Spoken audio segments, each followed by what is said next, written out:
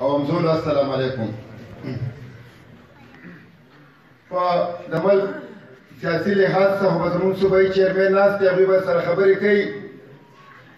زه به سره صرف یو دوه خبرې وکړم چې الیکشن آغاز شروع شوی دی، مختلف خلک راوتي دي. څنګه چې زموږ یو ورور وی اوس جنازې هم درنېږي، تاسو ته هم تکلیف راځي ځکه چې څوک راشي نو اکثریتي پکې هغه خلک چې به څوک پېژني نه، نو یو ته وایي دا څوک دی، نو هغه بل ته غوږ کوي چې دا څوک دی. نو چې د لسو کسانو نه هم تپوس وشي پته ونه لګي، بیا تر اخره کې په خپله تپوس وکړي، هغوی جوړ چې د څوک مېلمه هم راغلی دی نه دی نه، او که څه ځکه چې دې نه مخکې د چا مړي ژوندي له نه دي راغلي او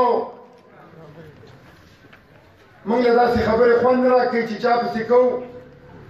خو زه به داسې یو کس چې د هغه ما یو ویډیو کتله او یو سپیچ مې کته بېګا نو ډېر زیات خفه شوم، خو د سټیج نه هغه ته ستاسو په وساطت سره ویم، خو هغه الفاظ به زه نه استعمالوم کوم چې هغه استعمالول، ځکه چې زما یو تربیت د سیاست په یو داسې مدرسه کې د یو داسې لیډر نه شوی چې هغه که هر ځای کې تاسو کښېنئ نو د هغه په باره کې به خلک وایي چې زموږ ملي رهبر آفتاب احمد خان شیرپاو واحد داسې یو سړی، واحد داسې یو لیډر دی چې هغه به تر د نن ټیمه پورې چا پسې غلط الفاظ نه استعمال کړي. نو زه صرف هغه ته دا ویم چې په تا کې ډېرې زیاتې سوړې دي، خو زه په خپلو جذباتو باندې کنټرول وساتم او صرف ستا د سترګو د رڼا کولو دپاره به دا ویم، زه دا ویم دلته موجوده سنیټر ته بهرامند تنګي صاحب ته چې هغه هر ځای کې تقریر کوي نو د خپلې مشهورتیا لپاره بعضې کس په یو شي پسې داسې ورغلی و چې زه پرې مشهور شم، نو د خپلې مشهورتیا لپاره چې هلکې هغه سره زموږ سیاسي طور سلینا دین هم نشته، نه مو څه مقابله شته او نه هغه زموږ د مقابلې دی، خو د خپل ځان د مشهورتیا لپاره شروع شي او وایي زموږ په ملي رهبر باندې هغه ټکونه کوي وایي چې ده څه کړي. زه ورته صرف وایم چې بهرامند چیرمین صاحب د سینټ ممبر صاحب لږ سترګې رڼا کړه، لږ حقیقت وایه. که زه درته دا ویم که دا تا نن په یو ځای باندې نو دا د ملي رهبر آفتاب احمد خان شیرپاو د برکت دی، تاسو جرأت و چې دا به ترقي کړی وي. او دا ورته دویم چې دا ملک خو په 1947 کې آباد شوی، بیا په 88 کې یو مختصر شان وخت د شمار میاشتې زموږ مشر له راغلی وي، او بیا د 94-95 دور زه سنیټر ته ویم چې سترګې کلاو که وګوره ما سره حساب کتاب وکړه، د 47 نه راوالی زما د ملي رهبر د دوره پورې ته ما ته وښایه چې په علاقه کې په کوم یونین کونسل کې بیچو وه، ته ما ته وښایه چې په کوم یونین کونسل کې د هلکانو هایر سیکنډري یا های سکولو د جنکو سکولونه خو پرېږده واغې خو تصور هم نه کېده. زما په خیال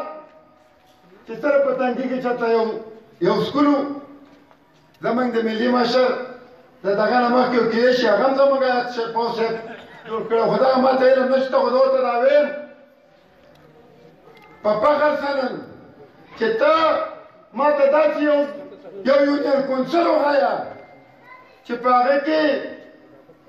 بیسک هیلث یونټ نشته، بلکې په یونین کونسلو کې زموږ په ډکي کې دوه دي او داسې به په شپه ډېرو ځایونو کې دوه دي. د هغه دوره مو ګوره کوم چې ملک جوړ شوی دی دی پورې او بیا هم ګوره تاسې ځای ما ته ته وښایه چې هلته سکول نشته، داسې یو کلی ته ما ته وښایه چې هلته نشته، یو د هغې نه علاوه راوړه سنټر صاحب چې چې ته اسلام آباد کې ناست یې ته اسلام آباد کې داسې دفتر ماته وښایه چې په هغې کې د علاقې یو پښتون افتاب خان په روزګار کړی دی اولته ناست نه دی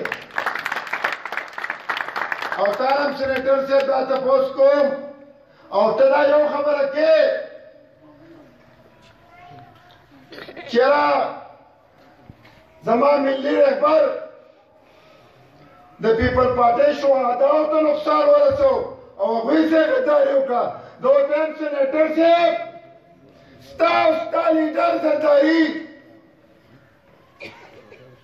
د پیپل پارټۍ شهداو د دې صوبې د ټولو نه لومړی شهید وطن حیات محمد خان شیرپا روح ته ټیس ورسو او تاسو سازشونه شروع کړه کوم چې د بټو صاحب او د حیات خان پیروکار وو تاسو چې کوم دی سازشي ټولې هغه سازشي شروع کړې او هغه د عوامو چې کومو چې د هغوی د ژوند دلکن کم لیډرانو یو په یوه تاسو په سازش تاسو مجبور کړو هغوی پارټي پرېښوده نن هغه د حیات خان او د بټو صاحب پارټي چې په څلورو واړو صوبو کې وه ستاسو سازشي عناصرو د وجې نه هغه لویه پارټي یوې صوبې ته راټوله شوه نن شهداو ته تاسو نقصان ورسوو که زمونږ ملي رهبر ورسوو نو زه ورته وایم چې سینیټر صاحب سترګې لږې کلاو کړه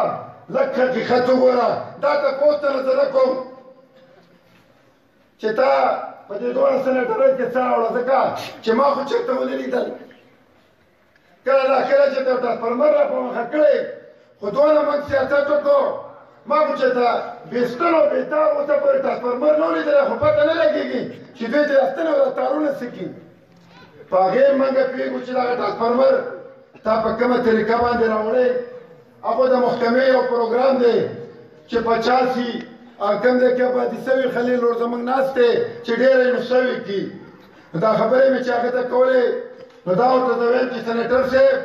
زما نن ډېر په ښه لهجې کې تاسو ته وویل خو دا وارننګ درې در کوم که ستا د ژبې نه د دې نه بعد ما د ملي رهبر په باره کې یا د خپل صوبایي مشر یا د خپل پارټۍ په باره کې یو خبره مه اورېده نو د خاندان پوسټمارټم به دې بیا وکړم زمونږ خلیل رولوی چې زه د تحصیل ناظم وم بېشک خو تاسو چې د دې ځای نه څوک پاس کړی و د تحصیل ممبر یا د ډسټرکټ ممبر اپن به هغه ته میلاوېده خپل پای کې زما قصور نشته ما هغه ته ورکړي په ریکارډ باندې دي هغه وخت تحصیل ناظمي بېله وه او دا اوس چې کومه ناظمي را روانه ده دا بېله ده هغه وخت کې موږ د مختلفو یونان کونسلونه پاس شوي وو تحصیل ممبر خو ما سره فضل دیانم وو ورشه په هره کوڅه کې کارونه کړي په هر ځای کې کارونه کړي د عوامو مسلې به یې راوړي د دکاندارانو مسلې به یې راوړي خو هغه ستاسو د ممبر فرق و چې هغه خپل فنډ هغه صحیح طریقې سره نه شو یوټیلایز کولی د هغې ما ته څه قصور نشته زه زمونږ د ورور خبره د نوکرۍ وکړه شکر الحمدلله فخر کوم موږ په دې خبره باندې چې زمونږ مشر ته خلک څه نوم وایي څه نوم ورته وایي بابای روزګار بابای روزګار ورته وایي که دې پښتنو له که نوکري ورکړې ده دا صرف زمونږ ملي مشر ورکړې مخکې هم ورکړې بیا هم ورکړې تاسو ماته ووایئ په دې 15 کاله مخکې صوبه کې حکومت دا 3-4 کاله په مرکز کې حکومت تاسو ماته په دې نو کونسل کې یو کس وښایي یو کس ماته وښایي چې هغې له دوی روزګار ورکړي وخت تاسو نه علم د خپل لحاظ ته ویم چې په ما باندې پارټۍ کوم اعتماد کړی دا یې په تاسو باندې کړی دا زه ستاسو ورور یم زه د پارټۍ ورکر یم څنګه چې تاسو ورکران یې دا د پارټۍ په ورکر باندې کړی او انشاءالله دا کوم اعتماد چې کړی الیکشن تاسو ګټلی نن تاسو څخه که نور څوک تاسو له راځي په کوم خیال به دې نه ووټ غواړي تاسو ما ته هغه ووایي تاسو نه په څه ووټ غواړي ځکه چې نن هغوی په اقتدار کې دي تاسو ته به څه وایي تاسو خو ته کم از کم هغه تپوس به کولی شئ چې په 1 کروڑ 9 کروڑ کې زموږ ښیښه راوړه په 50 لاک کورونو کې زموږ څه راوړه کم از کم دا تپوس خو به ترې کوئ او بل طرف ته که تاسو ووټ غواړئ تاسو چې په کوم ځای کې ووټ غواړئ حق په دې کې به زموږ د ملي مشر خامخا یو نښه موجود وي که تاسو ته وایي چې څه کړي نو تاسو به ورته نښه ښایي ډېره مننه